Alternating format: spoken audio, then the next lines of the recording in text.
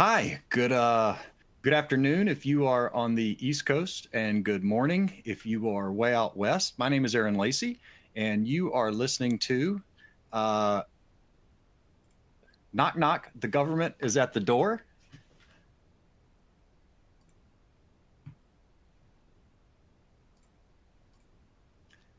And apologies, I was having a little technical difficulty there. We're getting some sort of update to our firm software, but we'll try to keep going here.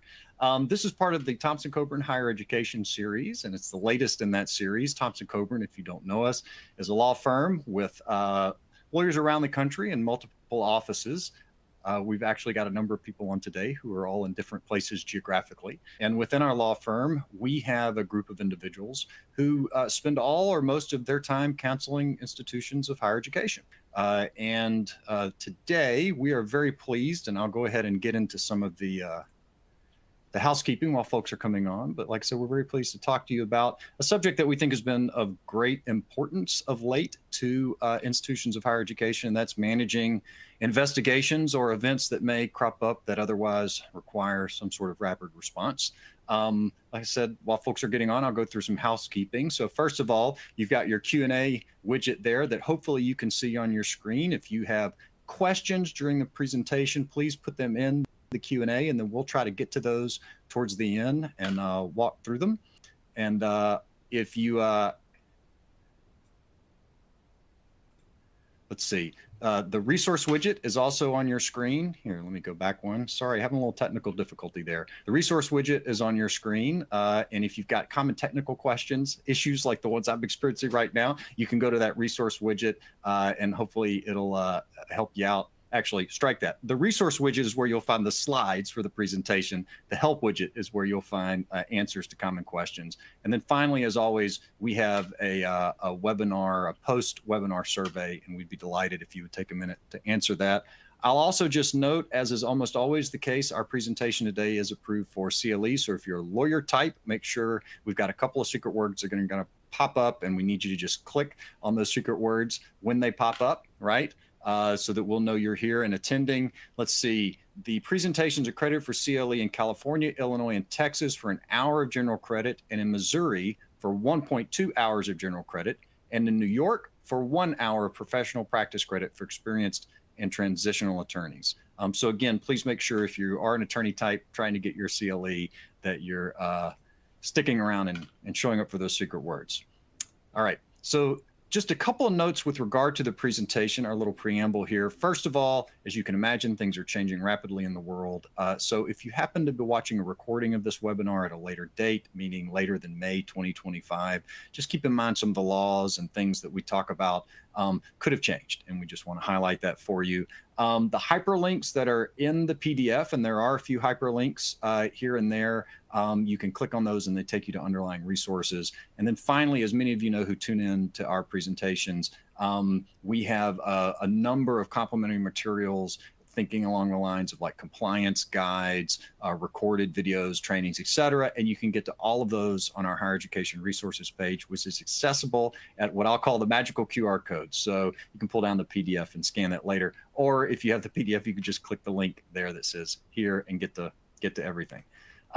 So this is our higher education investigation rapid response team. And this is the first presentation that's sort of highlighting this group of individuals within our higher education practice and what they have been doing really for several years, but particularly over the last few months, we felt like there's a lot of activity happening potentially on campuses around the country, and that folks were particularly interested in understanding how to manage investigations, particularly those that might involve a government agency showing up on your campus, and again, how to potentially respond to that in a rapid and sensible way. I'll note the folks who have the red backgrounds here on your screen are actually your presenters for today. So that's Scott, Aaron, and Carlos, and I'm just sort of moderating along the way. But this is the full team, and just to give you a very quick idea, Tommy Ray and Aaron Martin are both former AUSAs, both of them interesting, spending around 17 years. And for the non-attorneys, that's assistant U.S. attorneys. and both were involved throughout their careers in managing investigations. Tommy more on the criminal sort of white collar side, Aaron around national security, espionage, terrorism, things of that nature. But these are folks who made a career as federal attorneys managing large scale investigations. Again, the attorneys on the line will appreciate the AUSAs are often thought of as the best of the best. Carlos Ortiz, one of our partners up in Chicago, does a wide range of things in the area of non-discrimination employment law, but also has a lot of experience managing issues involving Homeland Security and specifically ICE and immigration and non-immigrants in the United States, and has been working with a number of institutions of higher education of late as they've been thoughtful about what to do if folks from ICE or elsewhere show up on your campus. Carlos is actually going to be leading us off today and talking about some of those issues. And then Trey Scott, Stephanie, Leah, and Christina, all part of our higher education practice with varying skills and backgrounds and capabilities, and all having worked with institutions of higher education on a wide range of areas and spent a lot of time managing investigations, particularly I'll say Stephanie, Leah, and Christina in the area of non-discrimination. So think Title IX, Title VI, things along those lines. Okay, enough of the preamble. So let's hop on into it with this. I'm going to turn it over to Carlos. Carlos, thank you so much for being here today. Talk to us about hot topics in immigration for institutions, if you would. Yeah, good afternoon or good morning, everybody. But what I'm going to talk to you about, and thank you, Aaron, I want to talk to you about some considerations for institutions that specifically regarding immigration. So we've identified 8. There's plenty more, but these 8 seem to be some of the more of the popular topics. So first, I want to talk to you a little bit about plans, policies, and training for immigration enforcement actions. Now, it used to be before the current administration took office that schools were off limits. Schools, churches, hospitals,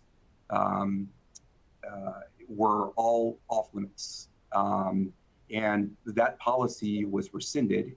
And now as a result of that, campuses are no longer have special protections from immigration enforcement. So what that means then is, federal immigration officers from ICE, that's just an acronym for Immigration Custom Enforcement, Custom and Border Protection, otherwise known as CBP, U.S. Citizenship and Immigration Services, otherwise known as USCIS, or other agencies may come to campuses for different reasons. Those reasons can include apprehending individuals, requesting information or records on individuals, conducting unannounced visits to inspect I-9 employment verification records, and performing administrative site visits for visa compliance reviews.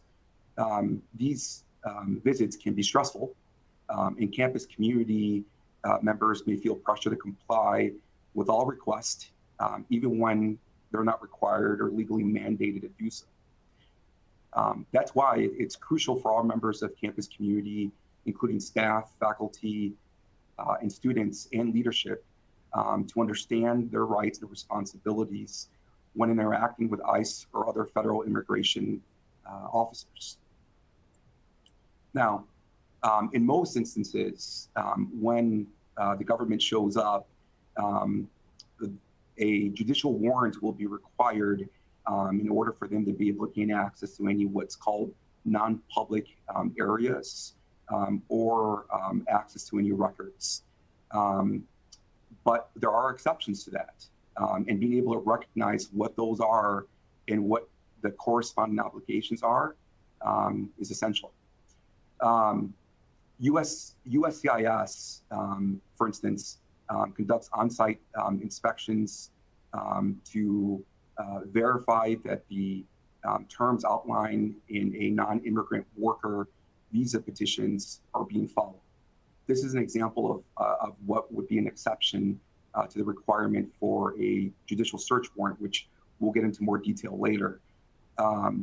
So what that means then is that USCIS can show up on campus, and if the purpose of them being there is in order to be able to verify that the information in the visa petition is being followed, they're able to gain access to non-public areas in order to be able to witness what the specific foreign worker is doing without any sort of search warrant.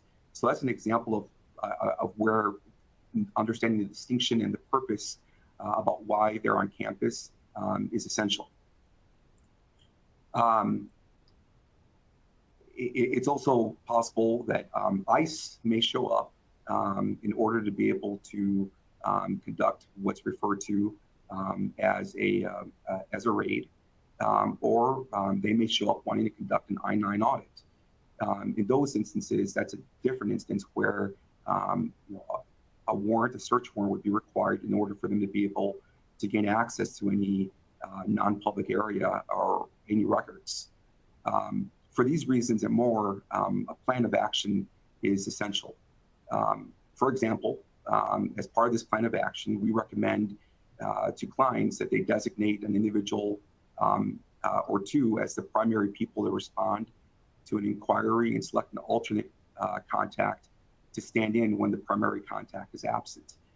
If you could imagine, for example, somebody from the government showing up, if schools, if institutions don't have consistency and a plan of action and designated officials in order to be able to answer questions, that's a recipe for disaster, where there could be inconsistent information given out. In some instances, somebody who's not aware of what their rights are can consent to a search when that's not required, and that could possibly open up the school to some liability in that end. So let's talk a little bit about what authorizes government agencies to be on campus, and what must schools do as the or whether schools are required to do as the government requests.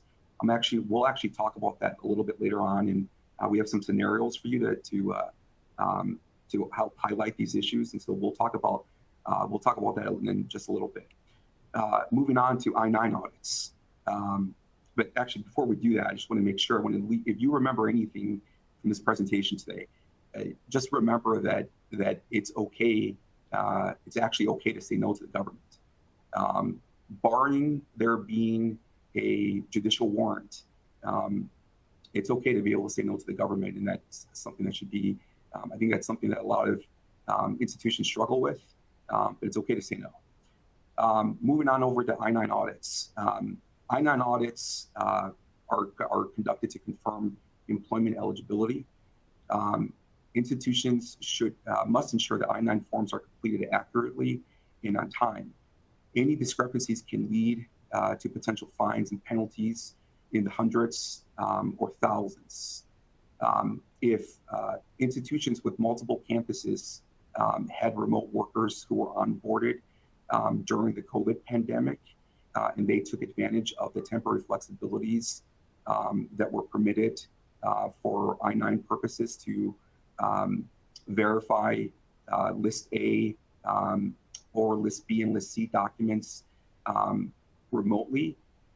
There are those temporary flexibilities closed in 2023, and employers now, or back then, were then at that point required to do some additional verification that they took advantage of that. That's an example of something that now that I-9 will, that ICE will be looking for compliance purposes. So ensuring that your record keeping is in place, again, is something that's very essential. Moving on over to the whether institutions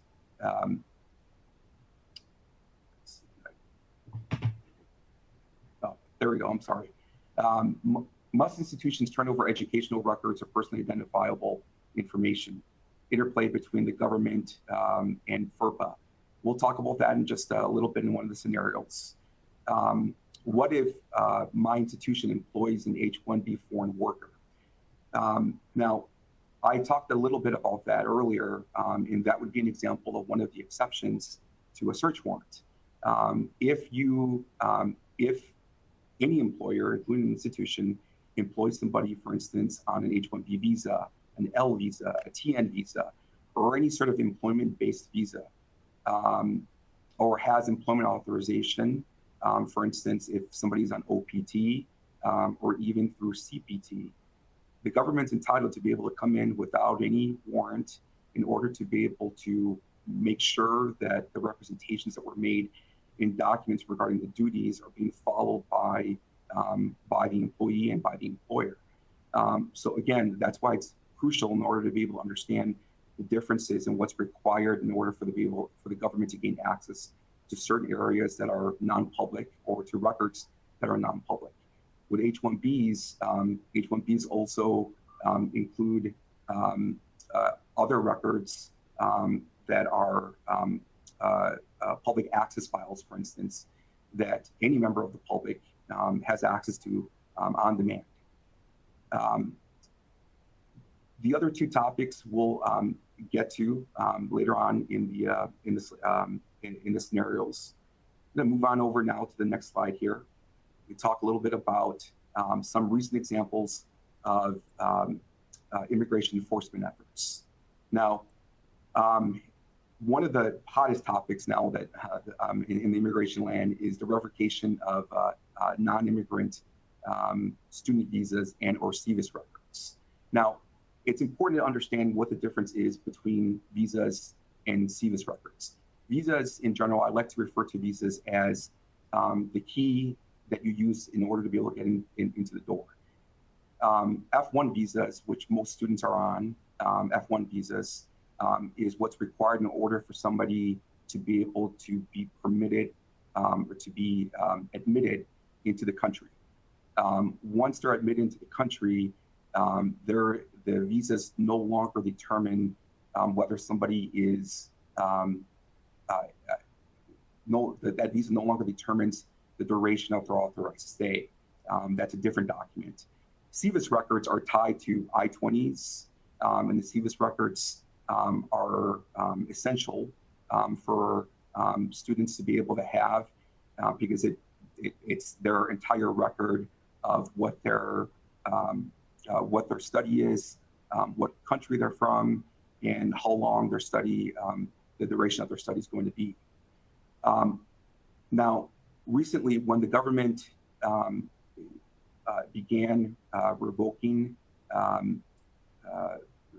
the F1 visas, for instance, or just completely terminating SEVIS records, what that did then is that it subject the students, they put the students at risk to being detained or for them to be put into removal proceedings. Now, ICE has taken the position that termination of SEVIS records has no impact on a student's immigration status. But then that begs the question, well, what's the purpose then of canceling or terminating the SEVIS record? And that's important because there's this thing called unlawful presence. Unlawful presence, in short, refers to a time a non-citizen in the U.S. is in the U.S. without authorization. Now, unlawful presence can have significant consequences to future immigration efforts because it can create a bar to re-enter following departure from the U.S.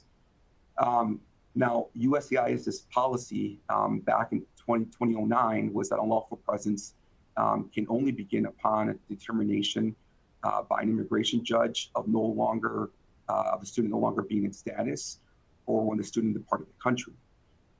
However, USCIS has also stated that unlawful status begins the day after their authorized status ends. So what that means for practical purposes is that most students, F1 students, when they're admitted into the country, are admitted under what's referred to as a de-asteration of status. Now, if their status is tied to their SEVIS record, and the SEVIS record then is terminated, then that leaves an open question as to, do they then begin to accrue unlawful presence, and if they do, what impact is that going to have on any sort of future immigration efforts?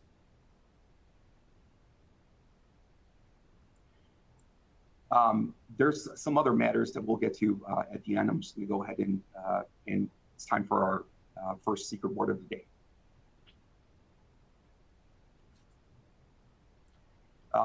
Today's first secret word is busy. If you could please select the correct secret word from the choices shown below. We'll give you a few seconds to be able to do that. Again, today's first secret word is busy. That's right. And Carlos, I know we're going to shift now into sort of a second part of the presentation here. Appreciate the tee up where we start laying out some different scenarios. And Carlos and Scott and Aaron are going to sort of walk us through if these things happen on your campus, or taking into account some of the comments that Carlos just made, what you might do to respond effectively. So you've got just a second here to put in busy. That's item C. Please go ahead and press that so we can make sure you get your credit. And let's go ahead and move in to the scenarios. So the first one, and Scott, I'm going to direct this one to you. One bright spring day, not unlike the one we have here, I think, and in most of the United States today, you get a knock at your door, and you're an institution of higher education, and it's the FBI. The agent tells you they are here to execute a criminal search warrant. So I will just ask first question for you. What steps should an institution take immediately? Yeah, thank you, Aaron. Pleasure to be here. And as you know, and people in the call might know, my past life, I was in-house counsel for about 10 years. So we didn't have the FBI or agencies or law enforcement show up too often, but certainly when they did, it's worth a pause and kind of understanding what your responsibilities are and the steps to take immediately. So first one, right, someone comes to campus, they're law enforcement, right? It could be a little intimidating. We want to remain calm, professional, good to politely greet agents and law enforcement officials. You're not there to obstruct their entry or actions authorized there by the warrant, right? Another thing that you could potentially do is notify your legal counsel, right? So if you are not legal counsel for the institution, that might be important to get on the horn right away. If you are legal counsel to the institution, like I was, it's also important to know that counsel for institutions are not criminal lawyers. So while certain situations can occur and there could be other ones that you're familiar with, there's a lot of times, a lot of different permutations when criminal activity or criminal warrants or kind of criminal law is implicated that even counsel for the institution is not familiar with. So understanding kind of what your parameters are. Do you need someone like Aaron, someone like Tommy on the phone, and kind of what are the scenarios you want to take a look at there? Understanding what documents they have, right? I think we're going to go through the different types of potential documents a law enforcement official could have. Reasonable to review the documents to understand what you're working with, and also understand the scope, right? What areas does it cover? What items does it cover? What people does it cover? Who issued it? That's all really important as well. Assuming the warrant is good and lawful, escorting individuals is potentially a good thing to have, right? We want to not to interfere, not to impede, but a staff member kind of accompanying the agents if they're permitted to kind of document what's taken, what's searched, what are they doing there, and kind of and to set our records, right? Documenting the search, logging what areas were accessed, what was taken, the identities of the agents, et cetera, all important to kind of have available. Preserving your confidentiality internally, right? So when people with badges come onto campus, that could be a potentially jarring for the institution or your individuals, limiting communications about who's there and what's needed.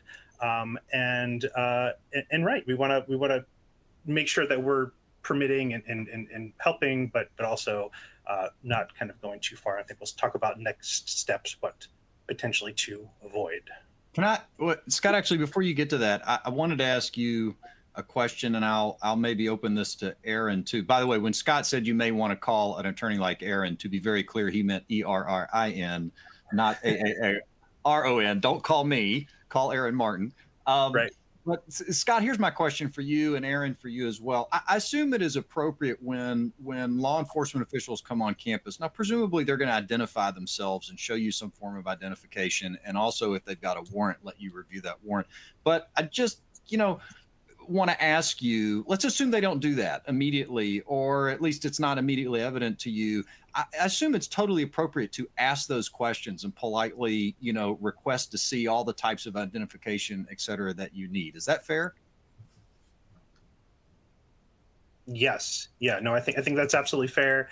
And right, depending on the search, the sensitivity, et cetera, there could be different permutations of that. But generally, right, they're coming to a representative of the institution. They might need assistance. They might just be doing their job and letting you there. And so there's no inherent reason that the interaction has to be adversarially at the start. And those questions are expected. And a lot of times they will present themselves with the right credentials, and then that can be taken as there. Yeah. Aaron, can I just ask you, I don't want to go too far off script here, but as someone who occasionally used to show up as the investigator, what type of reception did you appreciate, and what type of reception did you not appreciate? So I think there are two different types of assistant U.S. attorneys, those that go on searches and those that absolutely do not go on searches. I am an absolutely do not go on a search. Fair enough. Fair enough. An assistant U.S. attorney who didn't go on a search. But I can tell you from experience and from the aftermath and from the complaints, federal agents are typically not discreet about their searches.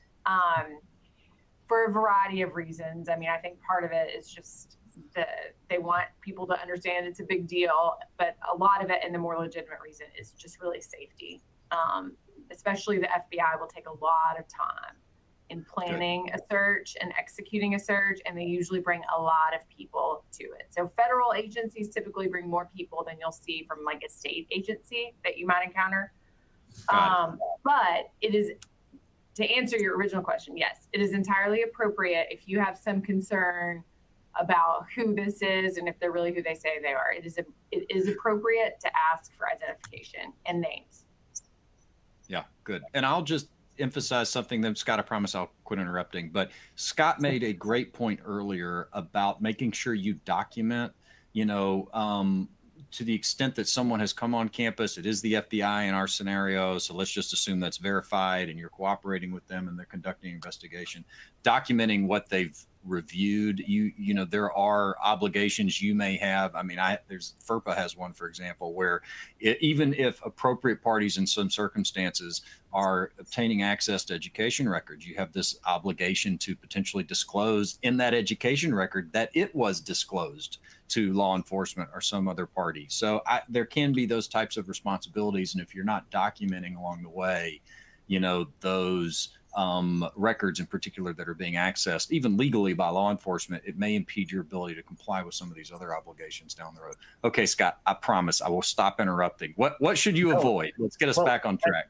Let's get us back on track. And I will just say too, before we get off that, it's a really important topic. And I'm glad everyone here is listening, right? Because this is the time to figure out these things before you have someone show up at your door, right? So having, as Carlos mentioned, clear policies and procedures and internal consistency, and kind of who knows who's the person that might be designated to receive the subpoena or take individuals around or do the documentation, right? And get all those things. This is the time to do it right before someone shows up at your door. But really quickly, right, just steps to avoid, or kind of the inverse of what I said to do.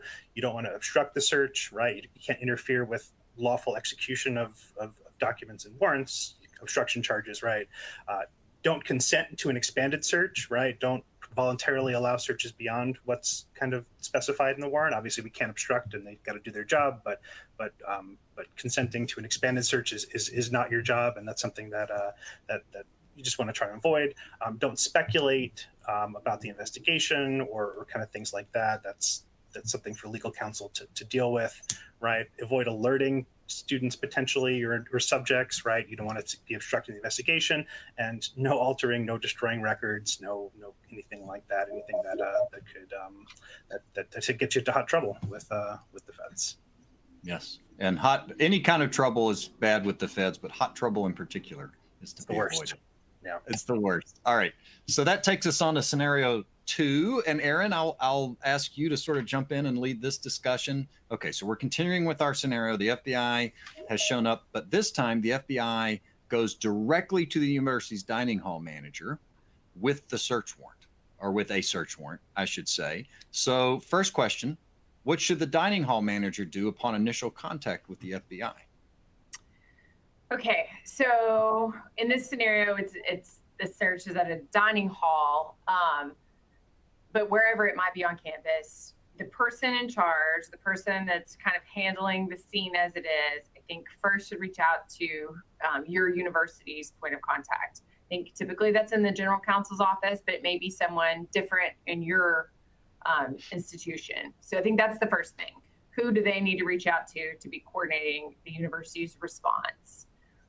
So that's first. I also would point out, if any of you have had a search on your campus, you probably have experienced in the past that maybe the FBI or federal law enforcement would reach out to the university through the police, the campus police, or maybe even local police first to try to coordinate that. It would really depend on the violation or the risk they think that evidence will be lost or altered. I do think that those days, or it's different now, that there would maybe be more of a surprise than a coordination with university counsel before a search warrant is executed. I know when I had been involved in search warrants on university campuses, we really tried to coordinate actually with the counsel's office. But a lot of that does depend on what the violation is, the criminal violation they're investigating. So first of all, person on the scene, contact the point of contact for the university, which I think usually would be counsel's office. Yep. And Aaron, we'll have this goes back to Carlos's point. You want to have this, determined, or as we say down south, figured out before these folks show up, right? Hopefully you've got a policy in place, or there's been some sort of determination and training so that folks will know who that is, right? Right. I mean, ideally, yeah.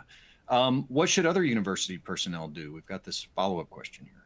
Yes. So, and Scott alluded to this.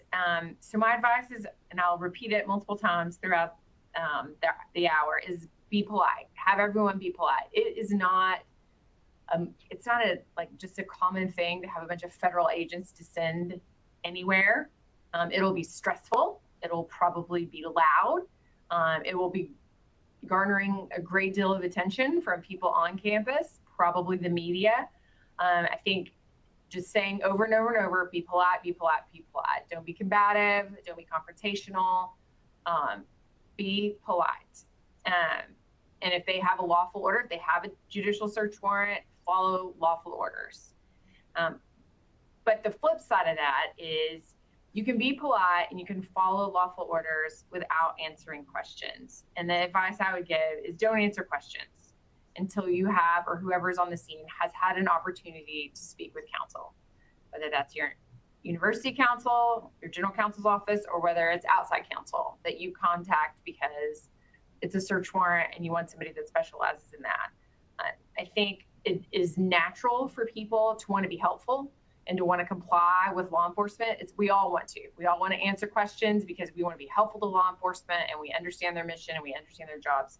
But I think it's really important in these scenarios, or if this situation arises, to make sure everyone in your university knows you don't have to answer questions. That search warrant is to search. It is not an order that you answer any questions. And it's perfectly normal and perfectly reasonable, although maybe frustrating to the agents, for whoever they encounter to say, I don't really feel comfortable answering questions until I've had an opportunity to speak with counsel. So that is what university personnel should also do in that situation. Yeah. And if you, I'll just offer to folks, I mean, we, attorneys, we coach people for depositions. Scott and I and others work with folks who are going through program reviews with the department or IG. The advice tends to be similar in all of these scenarios. Don't answer questions. Again, I mean, in this case, you don't have any obligation to answer questions, but even beyond that, certainly don't answer questions that haven't been asked. Don't editorialize, all those kinds of things. But the key point I'll sort of emphasize here is if you don't have a policy and you don't train people in advance, don't expect them to get this right.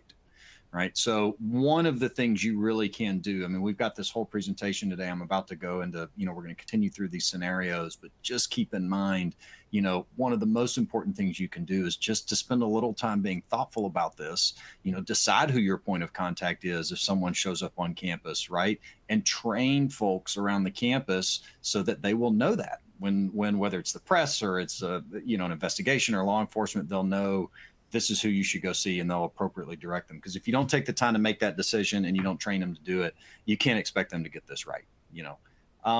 Okay, so let's advance our scenario a little more. So you learn here that the FBI has been investigating a series of online threats they believe to be sent by a student of Thompson University. See what we did there? T. Coburn.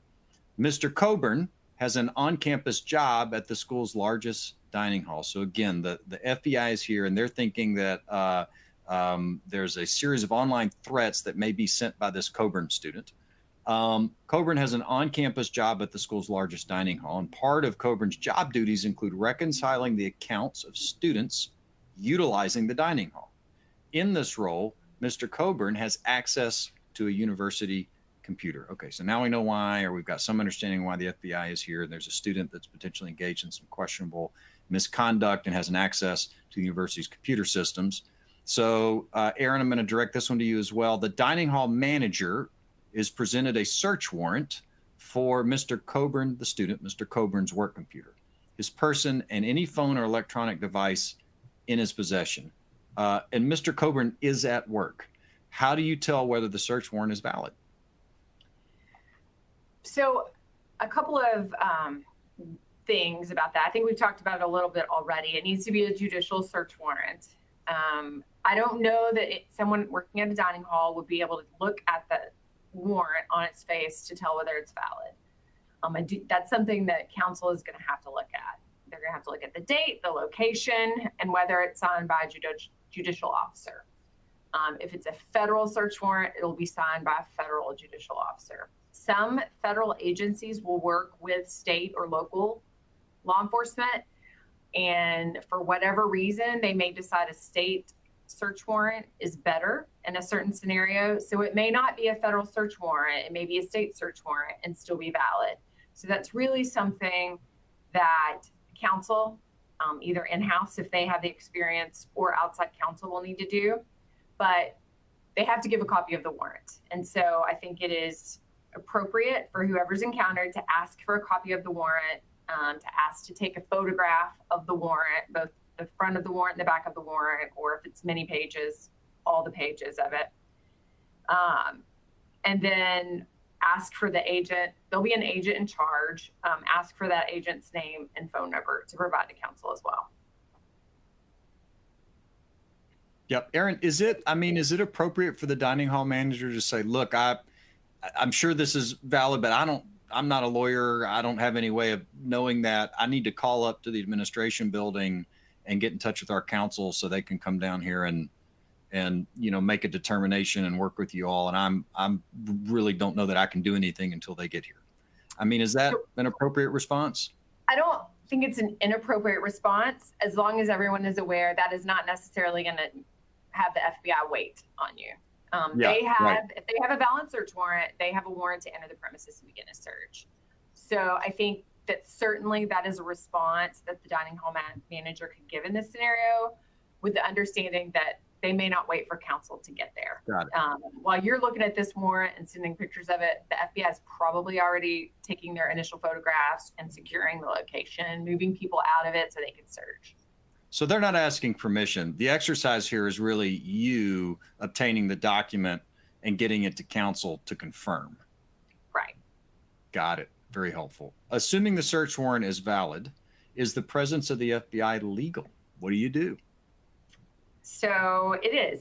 If we're assuming that the search warrant is valid and the attorney confirms that, really all you can do is be respectful and don't obstruct. I know we've said that a few times, but you want to make sure that you follow their lawful orders. It's likely that they're going to be videoing this, or videoing at least their interactions with you. It's not mandated, but certainly if they're talking with you, you can expect that they may want to record it. They usually don't record how they make an entrance. In fact, sometimes they have video cut if there's like outside surveillance video, so that, you know, their practices aren't known to the public or known to other people committing unlawful acts. But you want to be respectful. Just assume, I like to tell people, assume that you're being recorded. Always assume you're being recorded. And how would that play out later? So first of all, be respectful. Allow them access if they presented you with a search warrant. And then don't submit to an interview. I think we'll probably say this multiple times as we go, but don't answer questions. That warrant does not compel you to answer questions. That's a totally different document, and you will have had time to speak with counsel before you're compelled to answer any questions. And I think it's perfectly normal and okay to say, I just don't feel comfortable answering any of your questions until I've spoken with the lawyer. Aaron, we talked about the importance of sort of monitoring what they're doing so you could document what they reviewed or accessed. I mean, you know, would you expect that they would dismiss the dining hall manager, or do you think it would just depend whether the dining hall manager was able to sort of monitor and understand and record what they were accessing? So a lot of times they're going to pull people out before they search for safety.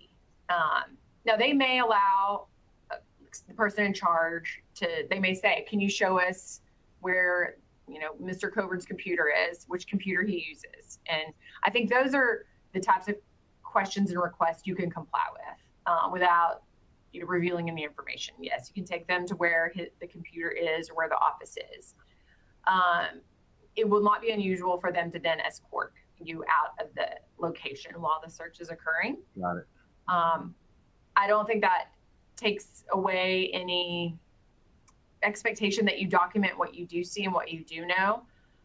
They are required to leave an inventory of everything they've seized after the search. So you will have, and that may not be exactly the way you want it, or, you know, the clearest thing that you've ever taken a look at, but they're required to list everything they've taken. Got it. You will at least have a document that says we took the following devices or computers or records, and where those records are located. Got it. Very helpful. I hope folks I'm sure audience members can tell I'm equally curious about many of these things. It's not what I do for a living, so it's fascinating to me. Okay, scenario 4, Carlos, we're turning to you now. The FBI is accompanied by 5 ICE agents. So now we've got Homeland Security and ICE involved. Before agents begin the search, the FBI informs the dining hall manager that the ICE agents will be interviewing all of the employees of the dining hall and running them for warrants. Fascinating. Is the presence of ICE agents at the university legal? Yeah, great question. I'm going to answer that, but I just want to make sure right now, before I do that, that we draw a distinction between what is a judicial warrant versus what a administrative warrant is. Judicial warrant, easy way to be able to tell the difference between one or the other is a judicial warrant is going to have a name of a court on top, either U.S. District Court for the Northern District of Illinois, for example, or Circuit Court, State of Illinois, Circuit Court for Cook County, as an example. Administrative warrants are going to have a name of a U.S. agency on the top. So, for instance, the Department of Homeland Security. Couple of other things, judicial warrants, they have to be signed and dated by a judge. They have to be very specific about a time frame for the search to be conducted.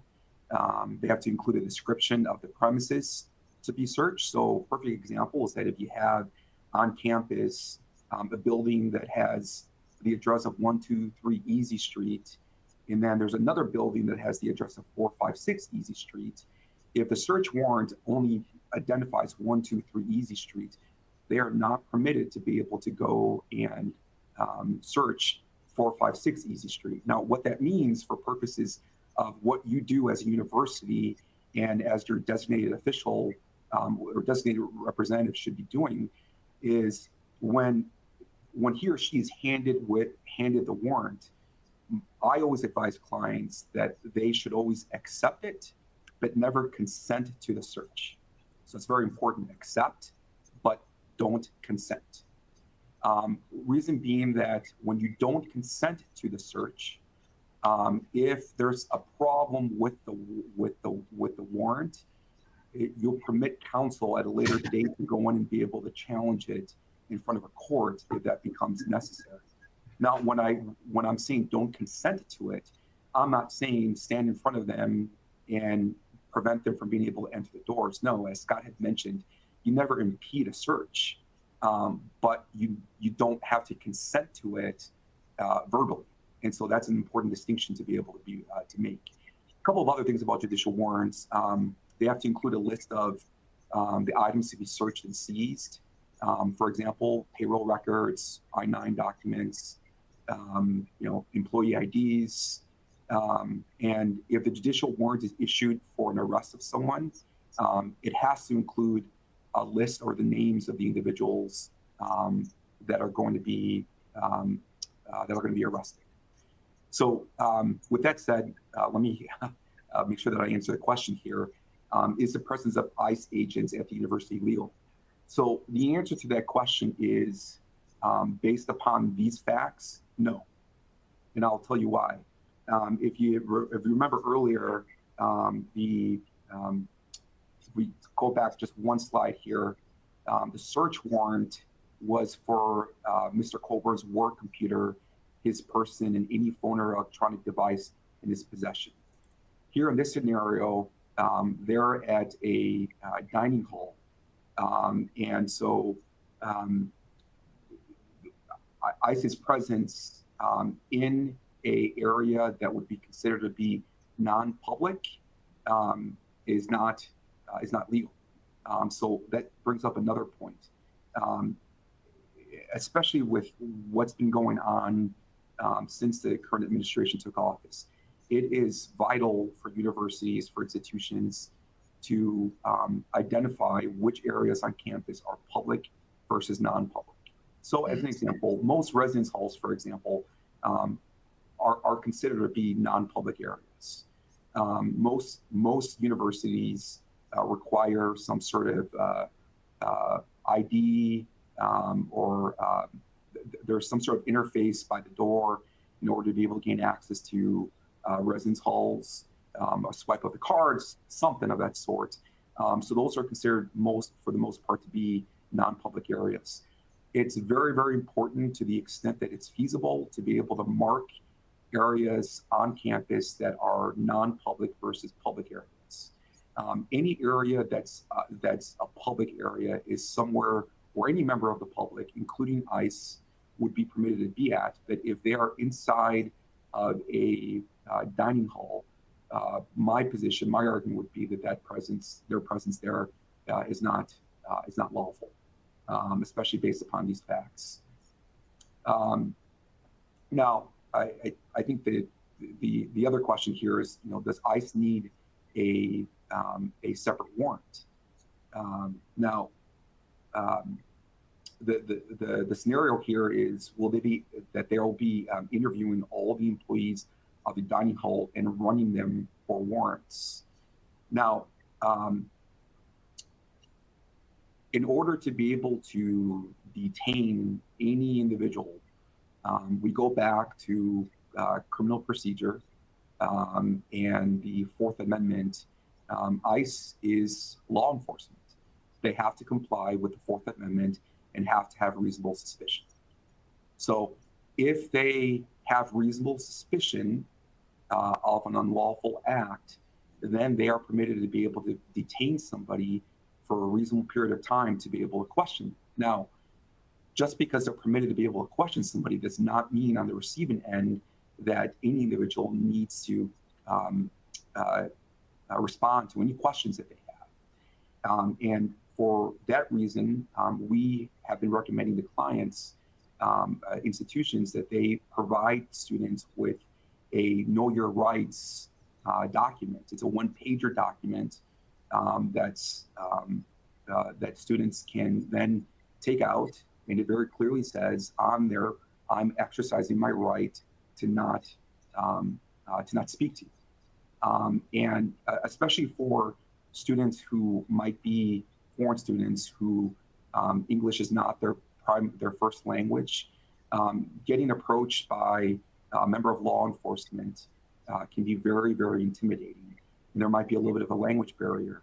So being able to provide these students with a know your rights document so that they can go ahead and invoke that, I think is ideal. All right. Aaron, yeah, can please. I just jump in really quickly? I know we're running short on time, but I just want to make one distinction about is the presence of ICE agents at the university legal? Sometimes you will have different federal agencies place agents on a task force, or they will be pulled in to assist with the search. So that's pretty nuanced on whether they're participating in the search with the FBI as in an assist role or acting in their authority as ICE agents looking for an immigration violation. So I think that, yes. Yeah, would a judicial warrant specify which federal agency or agents? Yeah, well, so it would have the agent who swore out the warrant, so it would be FBI, but FBI very often executing a search warrant probably here is going to have some local TFOs, task force officers, and some other federal agencies assisting. So that is not be clear cut. Got it. But as long as the point is they are authorized to carry out the parameters of the search specified in the warrant, in the judicial warrant. Yeah, totally. No, that's a great point and totally get it. And in our hypothetical here, we're sort of contemplating that they're doing something outside of that warrant. Yeah. All right. So Carlos, to you again, keeping in mind we got about 9 minutes left. While the FBI and ICE agents allow students eating in the dining hall to leave for class after photographs are taken of their student IDs, no employees are allowed to leave until they've been screened by the ICE agents. If ICE's presence is legal, can the agency photograph student IDs, restrict employees from leaving until screening occurs, or screen employee IDs? This is a lot of activity. Right. Yeah. So ICE's presence is legal, but do they, unless they have a search warrant that permits them to be able to gain access to a person's student ID or to screen employee IDs, that's not something that they're permitted to do without the consent of the individual. Now, when it comes to restricting employees from being able to leave until the screening occurs, again, it's an issue of the Fourth Amendment and whether they have reasonable suspicion in order to be able to believe that there was unlawful activity afoot.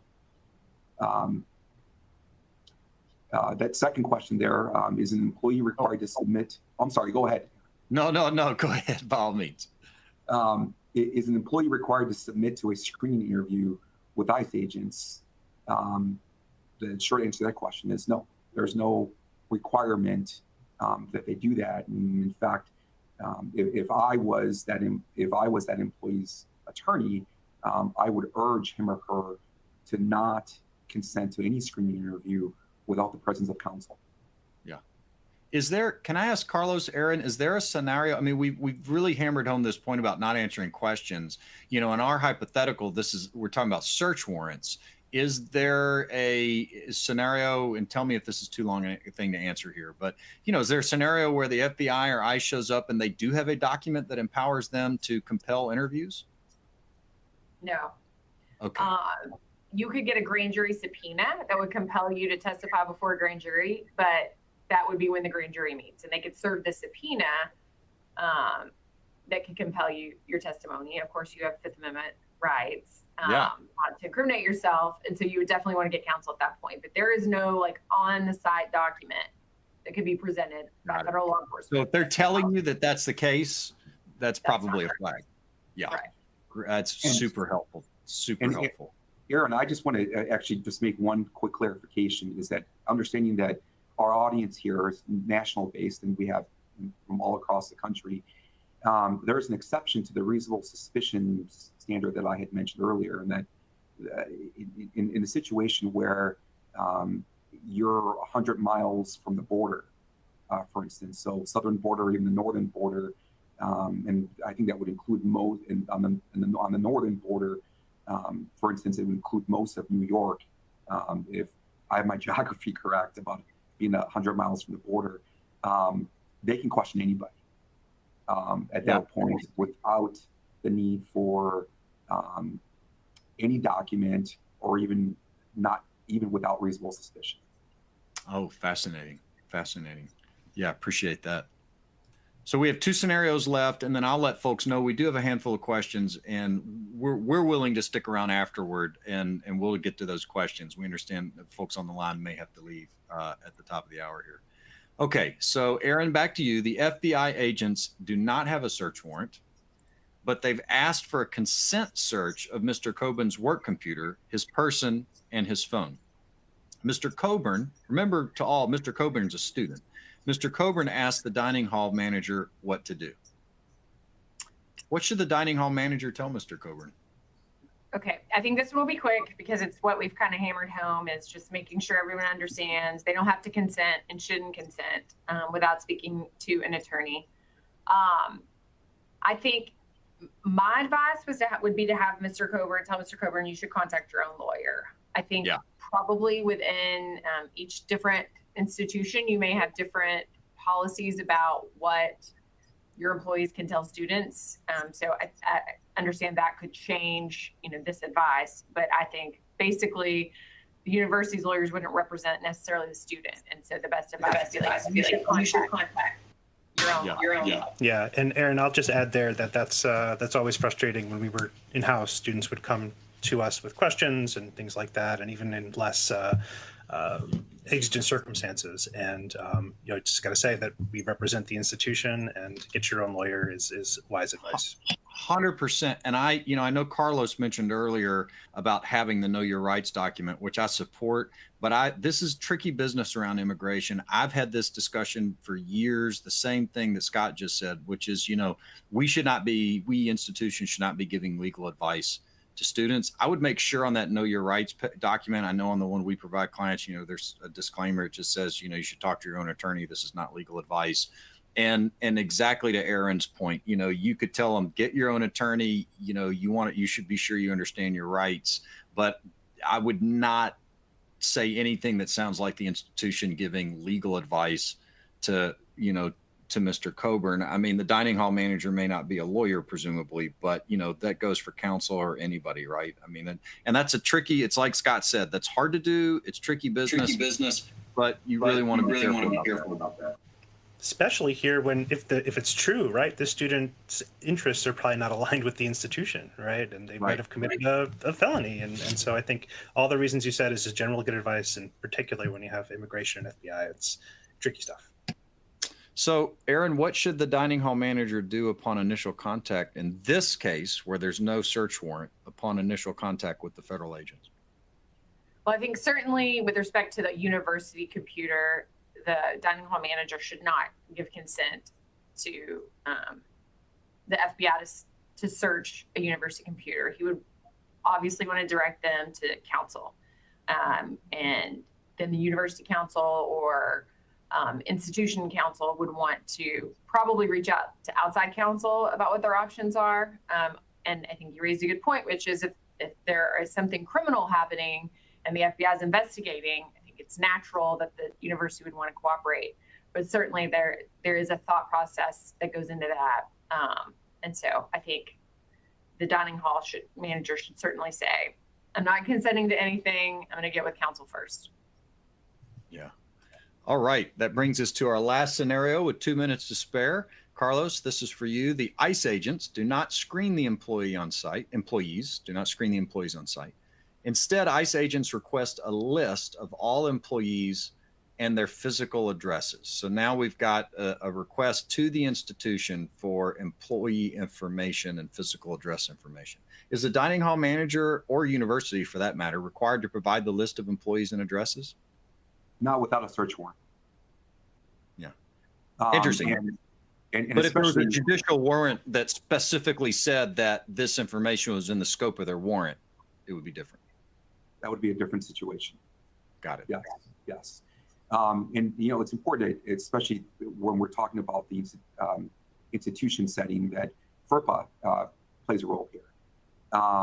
Now, that law, it doesn't protect student employment records, but if the job is a standard non-student status related position within the school, but if the job is specifically tied to student status, like a work-study program, it's possible that employment records could be considered education records and protected by FERPA, which is exactly why you need to get counsel involved immediately in order for them to be able to analyze that. So I know that the other question here is, can or should university notify the affected employees that the information has been provided to ICE? And so, you know, here's what I say with that would be that we're not talking about a situation here where there's been an arrest warrant issued and talking about possibly tipping off somebody who is the subject of that warrant.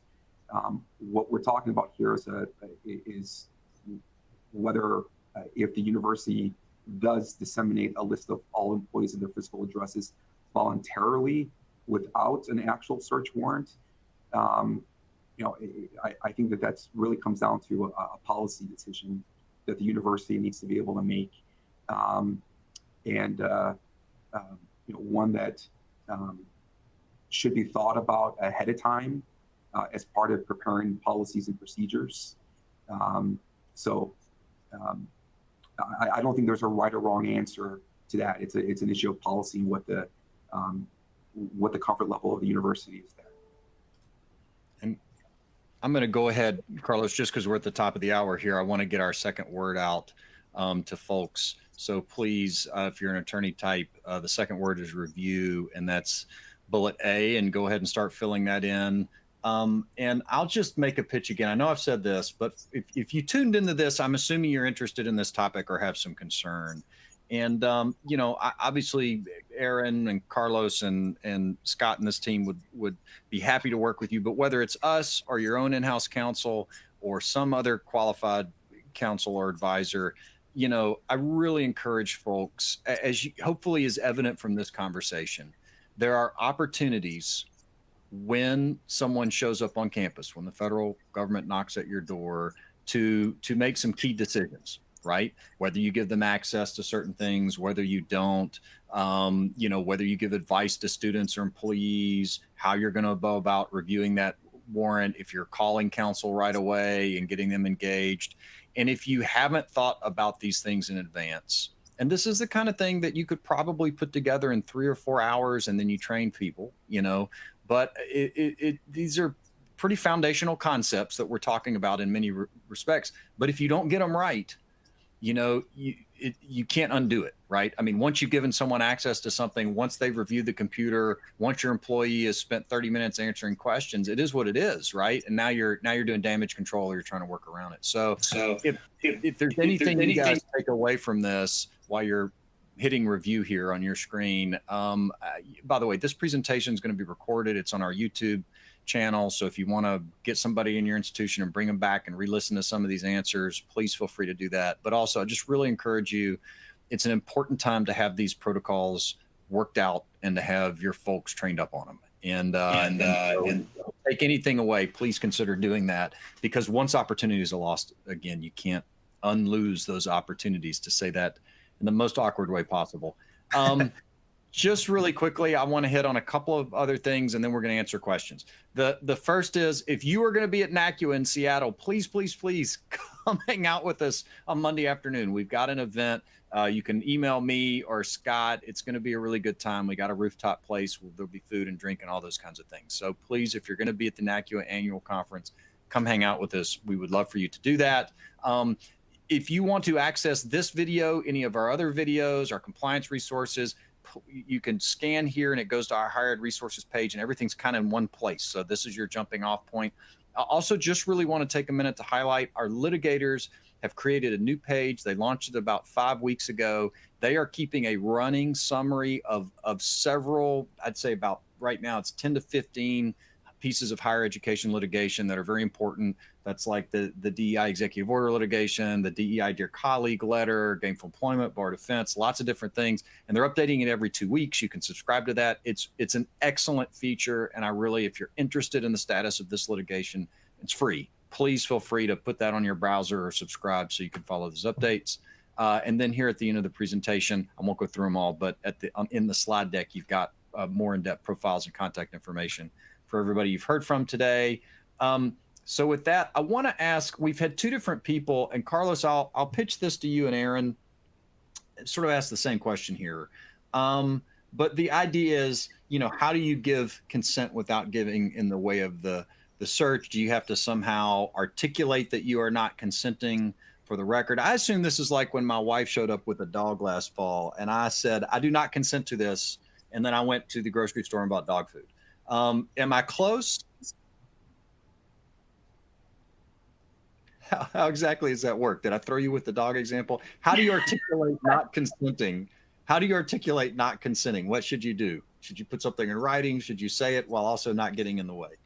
So typically, I would, from my perspective, if a federal agent, usually federal, and maybe different for a state law enforcement agent, they want consent to be clear for later purposes. And certainly the prosecutors want consent to be clear. So they're going to want written consent, or they're going to want a witness to the verbal consent. So I think that you just tell them, no, I can't give you permission or consent to a search. And they're going to use the word consent. I'm not going to consent to a search without talking to a lawyer first. So that's how I would recommend that somebody say it. Just refuse it. Yeah. Just clearly articulate that you're not providing it. All right. Is it appropriate to ask when you're asking them for identification, for some sort of card, or to take a copy of their ID to say, can I take this? I need a picture of it, I guess. Yes, absolutely. Okay. This is an interesting one. Can you cover best practices to avoid having a student perp walked out of a classroom? Assuming, that student could show back up and you don't want to, you're trying to avoid damage to the other students in class, to the student who may come back.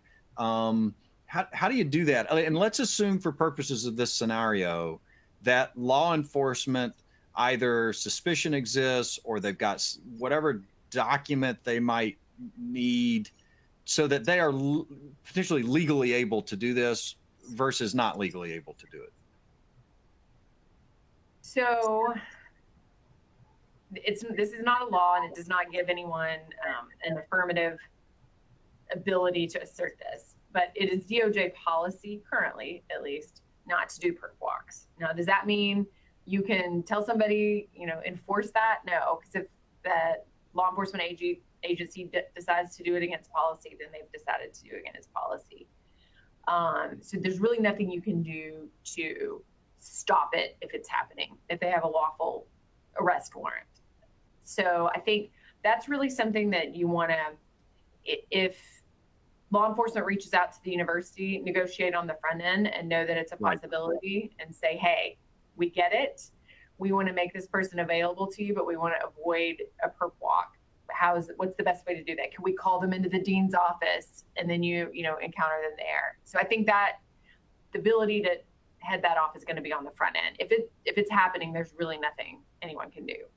And I think that gets to your point, Aaron, about politeness, right? And these are just, in my experience, they're people, and treat them, with respect. And part of that negotiation can occur. Maybe that'll break in your way, right? If you have that conversation, or if you kind of need a request versus otherwise. So sure agree.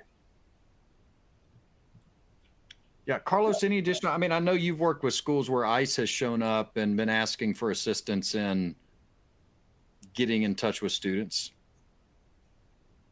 Yeah, what I would say would be, now if you're dealing with a situation where there's no arrest warrant that's at play and they're simply wanting to interview somebody, again, there's no obligation on the university to be able to do that.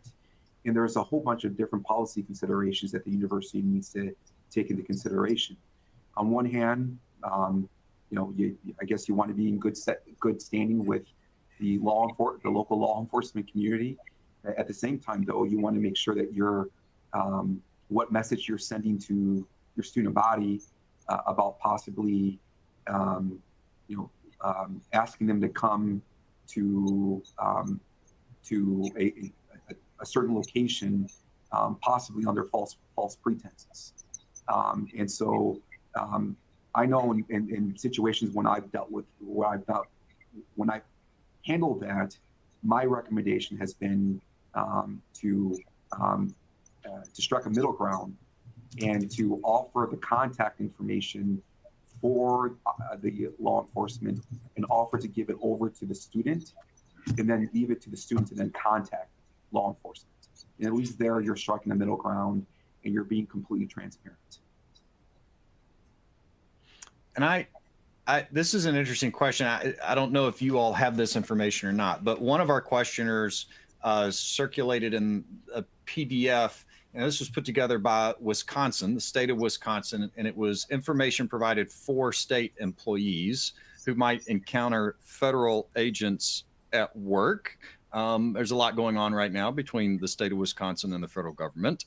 But the question was, should institutions consider providing their employees with, a memo or some similar guidance, in this case, like that supplied by the Wisconsin state government? I mean, I'm interested in what you all think, but to our questioner here, who is a friend of the webinar series, I'll say, my view is, if I'm an institution, you probably need to come up with your own policies and protocols. But if you want to reference, especially if you're a state university, for example, but if you want to reference, suggested protocols that were supplied by, whether it be the state government for the state you're in or some trusted resource, I'll say like an ACE or a NICU. I don't know if they've put anything like this out, but, just theoretically a trade association, there might be something on NACUA somewhere. I mean, I think gathering those materials is appropriate, but my gut is that the institution should probably still, formulate a set of protocols that is in the institution's best interest, as opposed to protocols that may have been designed by a state because it feels like it's in the best interest of state employees, for example. Aaron, Carlos, Scott, does that sound about right, or additional thoughts? Crickets. Yeah, I agree. Yeah, sounds good. Hold you guys over again. I agree. No, I agree. It should probably be tailored to the specific situation and institution. There you go. This is what meetings are like for us. I throw out ideas and everybody looks at me. At any rate, another question, and then I think this will wrap us here because we're getting pretty well over time. But someone specific to our scenarios, is it a central issue regarding the work computer and who owns the work computer? In other words, sometimes you have employees who have been issued a computer, they use it, but they don't own it. I mean, would that change the ability of the employee to consent or not consent to their computer or their workstation? Yes. And I think the scenario tried to make it where the dining hall manager was asked about the computer and the devices on the person of Mr. Thompson or Mr. Coburn. We're asked for consent. But what I would say is a lot of times, like for instance, when I was an AUSA, you really kind of have to get into the weeds on whether somebody signed a form that said everything on this computer is owned by the university and they have access to it at any time, and I don't have rights. So we would get down in the weeds on that when deciding whether the university could just give us the information. And every single time I would always default to a search warrant because I just don't want to be relying upon some waiver on your first day when nobody's reading anything, they're just signing. So I think technically you're right. It's the university's computer. And so it doesn't really matter whether that person consents, but certainly if I were on the other side, if I was on the law enforcement side, I would want to get everybody's consent before I relied upon it to hopefully have it as evidence. I know it's kind of a non-answer, but yeah, that's my perspective. No, it's good. So we got one last question. I do want to address this because it's an interesting comment, and then we'll bid you guys adieu. But here it is. It's important to remember employees of the institution may have differing viewpoints on specific social issues of the day. How would you address that when disseminating how-to memos? Here's my response to that. We're not talking about disseminating a how-to memo. We're talking about the institution formulating an institution policy that employees are bound to follow. So if the institution, meaning your executive team, your general counsel, create an institutional policy that informs employees of the organization that they have an obligation to call counsel if a federal agent shows up on campus, with respect, I don't think that has anything to do with your social views of the day. We're not suggesting that institutions put together how-to memos. I just want to be really clear about that. Our advice is institutions as organizations should have policies regarding how to manage law enforcement on campus and employee obligations in that scenario, just like they have policies regarding employee obligations in the event of various different types of events on campus, or if press or media show up, et cetera. They should put that policy in place, and then they should train employees with regard to that policy, right?